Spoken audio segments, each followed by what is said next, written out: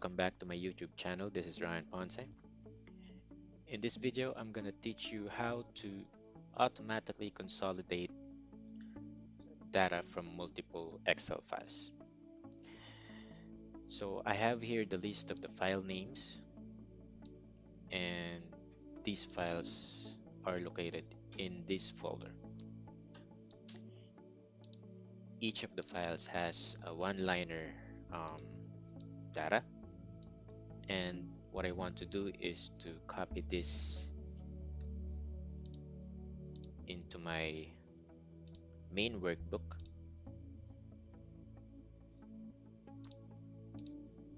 and do it for the rest of the files on my list.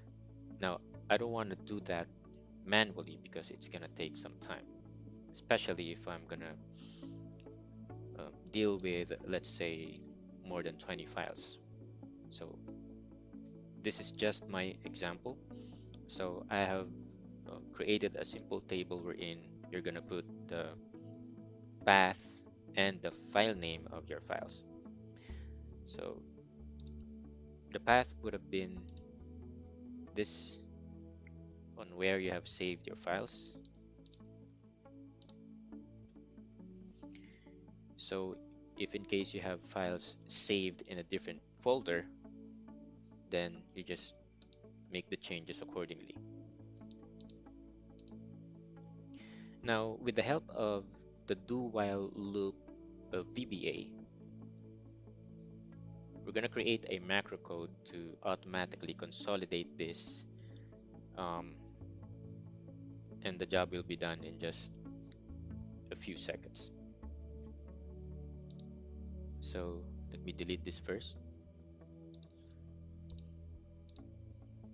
So right now we don't have any other Excel files open.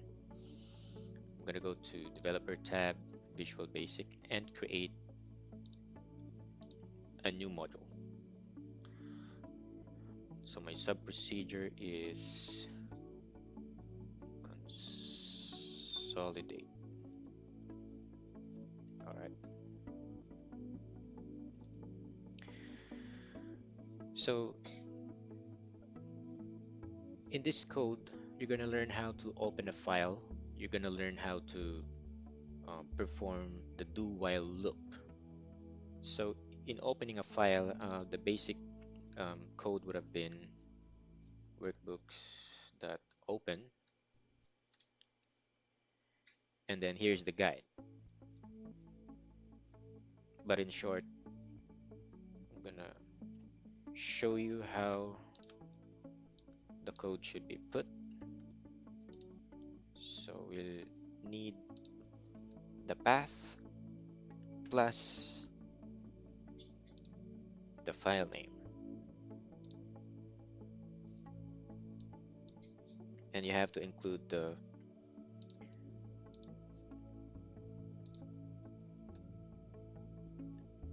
file type or the extension .xlsx. All right, so right now we don't have any other Excel open. If I run this code, now we have the RP001 open. So that's the basic way of opening the file. But in order for us to perform the loop, we're going to have to use or assign variables. So I'm going to declare some variables as a string, which we will use later.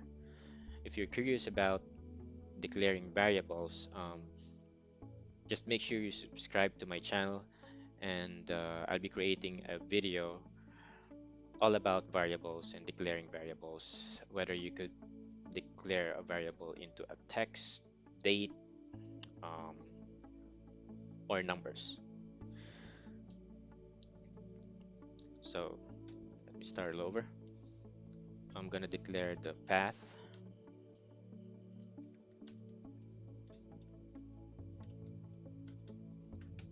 as string, meaning this is a text, dim file name as string. So I'm saying this is also a string. Now, let me show you a simple logic about the do while loop. So it should start with do while, and it could check for whether the value has, I'm sorry, whether the cells has a value or if it is empty.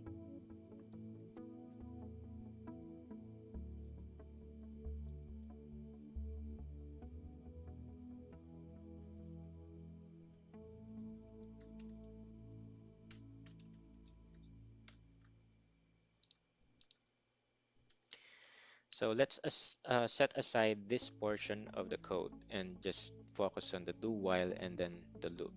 So the do while always starts with a do while and ends with a loop. Now you can reverse this, but I'm just gonna discuss that with another tutorial. So what it does is it will check for a logical code. It's gonna check if it's true or false. So what I'm saying here is that if this cell value is not equal to empty, then you run the code. After running the code, you loop, meaning you have to go back here on the do while and check again. Check on the next cell. Now I'm gonna explain how we could do that. So I'm gonna assign another value. I'm gonna declare r is equal to 5, meaning um, I'm saying r is the row and 5 is the row number, and we're checking on the first um, on our list, which starts with row 5. So this is our list of the files on which we will be getting all of the data automatically. So it starts with row 5. So r is equal to 5, and I'm saying r here, meaning I'm checking on cells row number 5 and then column number 3, because the path list that we have here is on column number 3. So the count starts with column A. That's ABC, so that's column 3. All right, so it checks if it has a value or if it is empty. Before the loop, I'm gonna add r is equal to r plus 1, meaning after checking on this, after running your code, it will add one row from the current row. So we know that r is equal to 5, and we're saying 5 plus 1 in this code. So the moment it goes into loop and checks on this code again, it's saying that I want to check cell row number 6, column number 3 value. So I'm going to run this code if the value of cell row 6, column 3 value is not equal to empty. So it will keep on running until it reaches this row, which doesn't have any value. So if it doesn't have any value, that's the moment that the loop will stop. But as long as we have a value in this column, it will continuously run the code.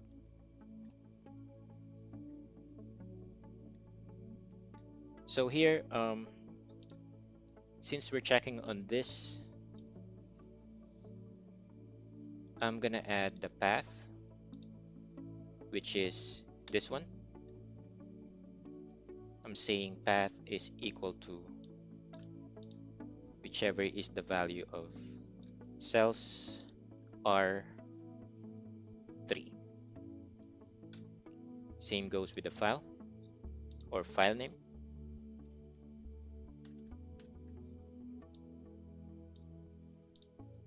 But in this case, file name is in the fourth column, this one.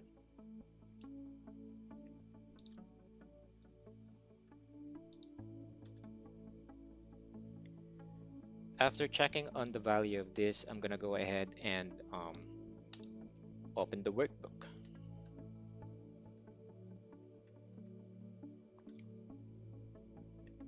And that's gonna be the path and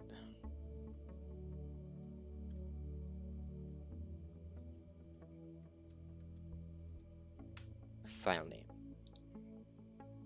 So this is simply equivalent to this code that I've shown you earlier.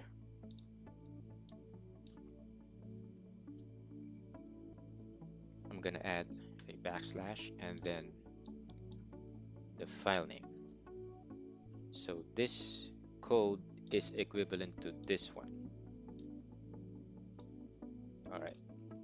So I'm gonna run the code until this portion only. For me to do that, I'm gonna press F8, so it will run the code one at a time.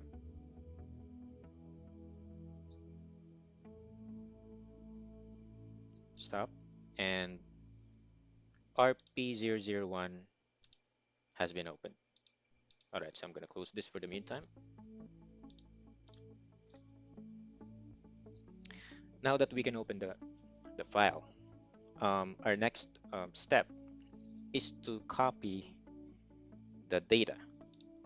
So yeah, let me open this again. So we're trying to copy this portion, which is A2 to F2. And our code for that is range A2 to F2. And I want to copy it. So after copying it, we're going to go back to our original workbook. It's simply saying it's equivalent to doing Alt Tab, but the code is this. We're saying this workbook activate. So it goes back to our original workbook, and then I want the code to be selecting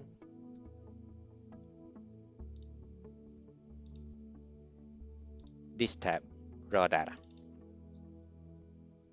because this is where we want to put the data that we have copied.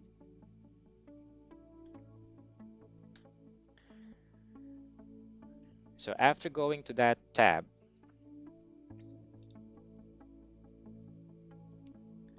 my next code is to go to the lowest row of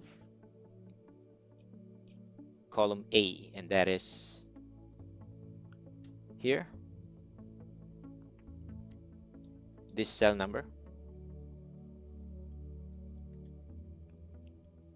And after selecting that, we're gonna go up. It's like pressing Control arrow up, and then it will stop on a particular cell if it has a value. If it doesn't have any value, it will go straight up to row number 1. So the code for that is to end up. After that, we'll go down by 1 row. We're going to say offset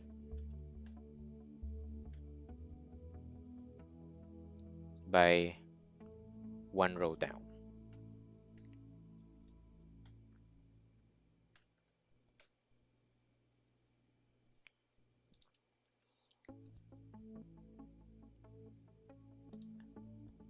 And then we're ready to paste it.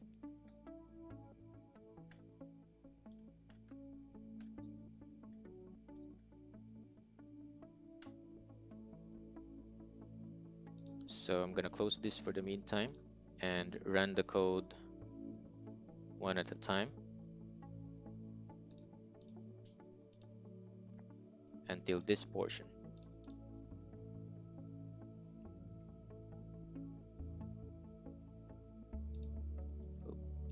So we have to go to this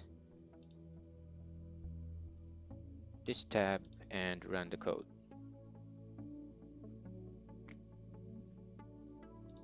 Minimize this and this. So this is the file that has been opened, and this is the next step in our code. It says to copy A2 to F2. Let's see if it's gonna copy it. There you go. And then activate the original workbook, this one. And it says the code wants to go to the raw data worksheet, and then go to this cell and paste it. So after that, the current row is number 5. It will be added by 1. So once it goes on the loop, this R means it's already 6. As you can see, if I hover the mouse here, R is equal to 6 already, which means it will check for the next row in our list. But to do that, we have to go back on our um, original file, because if we're not going to go back to our original file, it's going to try to read um, row 6 column 3 on our current displayed Excel file, and we don't want to do that. So what we can add in our code is to maybe we can go ahead and close this because we're done copying the data. So here I'm going to add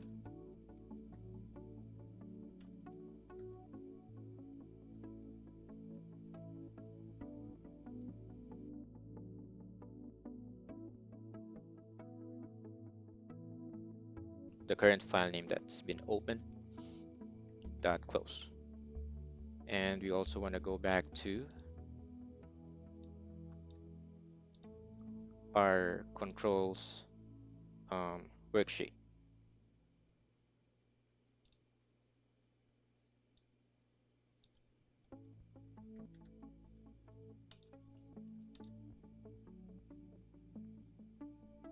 Let's see if it works. Close this, and I'm gonna delete the current data that was copied. Go back and run the code.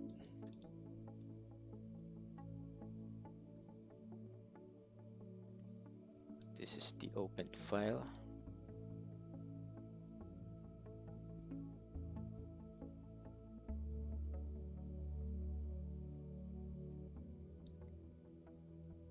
All right, this is the RP002. This is the second file on our list.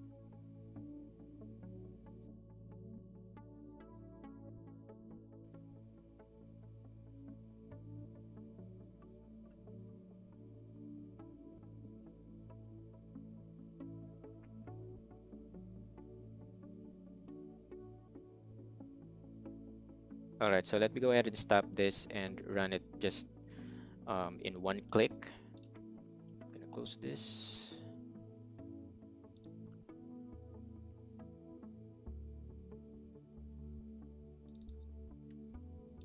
And I'm gonna delete this for the meantime. And let's say I'm gonna add a button here.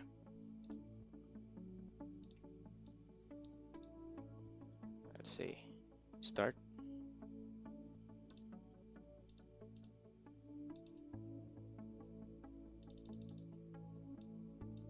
And assign the macro. All right, so again, from this multiple workbooks, it's gonna open it one at a time and copy the data and put everything here. So let's go ahead and try.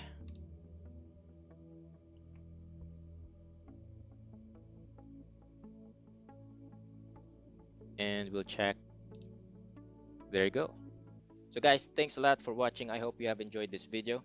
Please subscribe to my YouTube channel for more Excel, and macro tutorials.